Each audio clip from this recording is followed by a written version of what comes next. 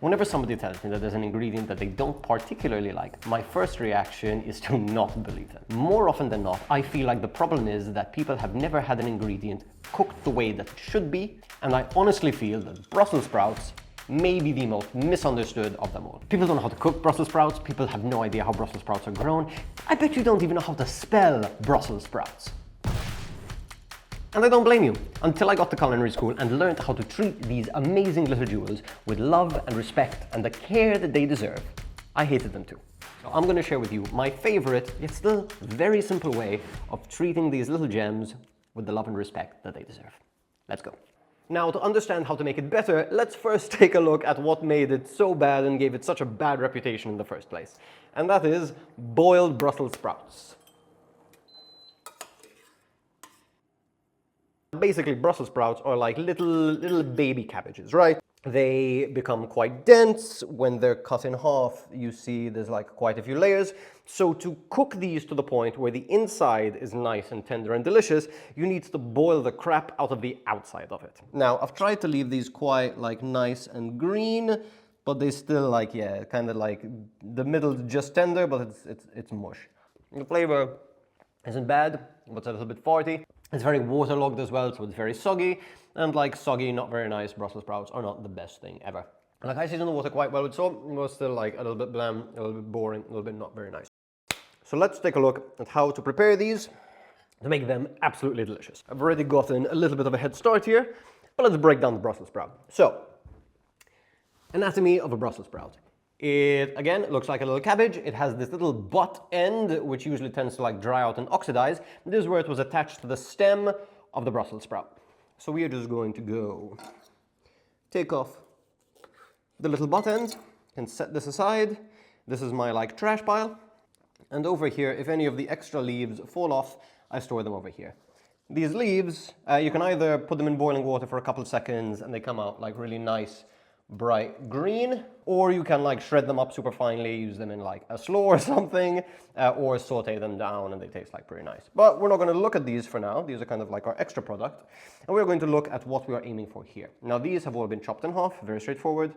Stand them up on the little end of the butt that you just cut off and cut through the middle. That is all the prep that needs to be done. You want to cut these ideally just before, or like no more than a couple hours before you want to cook them. And now we focus on the cool part. Let's get cooking. Okay, here we are, the good stuff. The best way to cook Brussels sprouts, in my opinion, is to saute them in a nice hot pan. We are going to treat them more like a steak than we are like a vegetable. I'm using a stainless steel pan, cast iron will do, carbon steel will do, like non-stick will do to a certain extent, but I don't mind them sticking here a little bit. It kind of helps. You want to get this pan nice and, ooh, that's hot.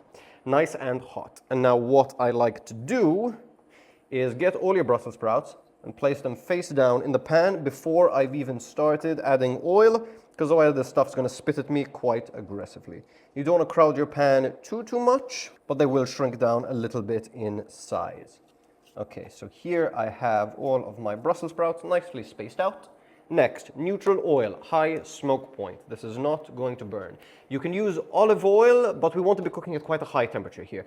Our aim is to char the bottom. We are looking for black or a super dark brown. Okay, let's add a little drizzle of oil. Let's let that get good and in and around. Don't be afraid to add a decent amount of oil. We want to get these nice and crispy. We are not trying to deep fry anything. We want them nice and hot. Okay, this pan is ripping hot. We can lower it a little bit. At this point, you can hit them with a really nice pinch of salt. This should season them well and have them release some of their moisture. Okay, so these sprouts have been in there for literally 30 seconds and they already smell incredible. I'm getting notes of like popcorn and these like nice roasty flavors. Something I like to do to make sure that the sprouts are getting really good contact with the pan is to push down on them with a lid. I like to do this with pieces of meat. All it does is apply a little bit of weight, a little bit of pressure to make sure that the flat piece of the ingredient is making good contact with the pan. I'm just gonna let this go for like a minute on like medium-high heat. Okay, so our Brussels sprouts have been cooking for maybe like a minute and a half, 2 minutes on medium-high heat. Let's take a look at the bottom of them. Ooh, this is a perfect example. This is, I don't know if you can see this, but this is nice and brown, really nice even brown. It feels quite firm. It's not completely cooked through. All we're aiming to do is sear the bottom of this. But there's another step. If you put quite a lot of oil in order to get that color, you can take a little bit of paper towel and dry out some of this extra oil, because we're going to be adding some butter. I really like adding like a nice little knob of butter. Let's add this to the middle of the pan. And in much the same way that we would do to a steak, we're going to use some aromatics. I'm going to take a clove of garlic and just lightly crush this and place this inside of the butter. And we're also going to get one nice chunky branch of thyme leaves and put that in the butter. Now you're just going to drive the bus, you're going to steer the wheel, you're going to shake things around a little bit and just get everything nice and coated in all of that delicious, yummy, foamy butter. Oh my God, that already smells insane.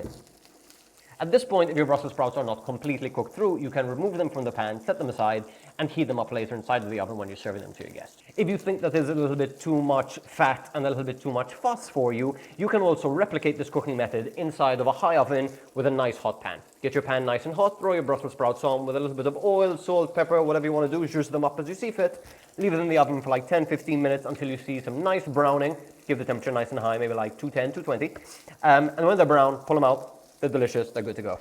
I would still recommend halving them because they tend to cook a little bit easier, and do the flat side down so you get some nice caramelization. Okay. Whilst I've been yapping, these guys smell amazing, and I think starting to get a little bit more tender. What you can either do at this point, if you want some really nice charred bottoms, put the lid on, let it go. Alternatively, remove our little lid / food weight, and you can like turn them over and let the other sides cook a little bit. You might find more luck physically oh my God, these are beautiful. Physically turning these over, these are perfection. Now some of you might be looking at these and saying, wow, that's like black. No, it's charred. We're rephrasing how we look at things. Now you don't need to cook these all the way through. They're nice with a little bit of bite, a little bit of, I wouldn't say chew, but like a nice little satisfying crunch towards the middle. But cook them to your preferred doneness. For me, these look pretty darn great. Now, one thing which you can add, if this is going to be like one of your only veg sides, or if you're eating like a nice heavy piece of like meat or pork, I might add a few drops of sherry vinegar or some other vinegar or acid, like lemon juice or lime juice, directly to the Brussels sprouts, just to give them a little bit of brightness. I like the roasty, toasty savoriness of just this, but I thought you should know. Now, our Brussels sprouts are nicely cooked, they're looking beautiful, they're looking brown, but there's still quite a lot of fat in the pan, and obviously you don't want them to be greasy or oily. I've got paper towel on a baking dish, on a little tray. Yeah, let's do this. This is the most awkward hand position ever, but I wanted you to see what's going on. And here we have our nice, beautiful Brussels sprouts. The only thing left to do is taste.